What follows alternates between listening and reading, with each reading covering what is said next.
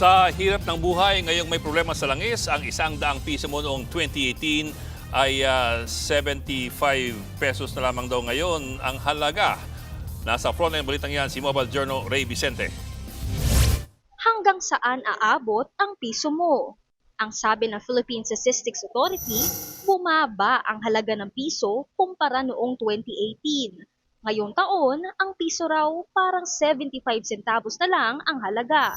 Kaya kung meron kang 100 pesos, parang 75 pesos na lang yan ngayon.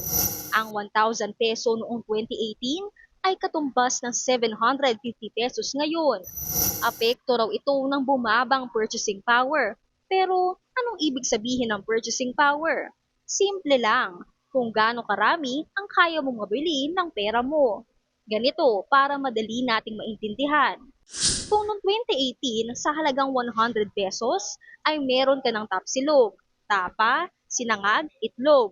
Ngayong 2026, yung 100 pesos hindi na pang tapsilog, pang tapsi na lang, walang itlog o kumonti na ang tapa.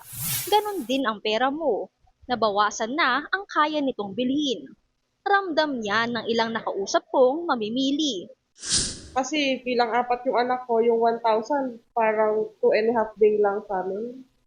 Or minsan less than 2 days pa nga. Lalo na kapag may mga kailangan sa school. Tapos yun nga, kailangan sa school, bayaran.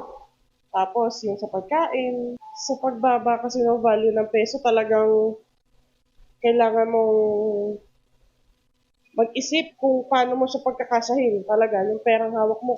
Ayon sa PSA, ang pagbaba ng kakayahang mamili ay epekto ng mataas na inflation. Yung purchasing power of peso natin kasi inversely related yan sa inflation rate. So siyempre pag tumataas yung inflation, bumababa yung ating purchasing power. Nitong Marso, tumaas sa 4.1% ang inflation. Kumpara yan sa 2.4% noong Pebrero. Pinaka nagtulak dyan ang serye ng oil price hike.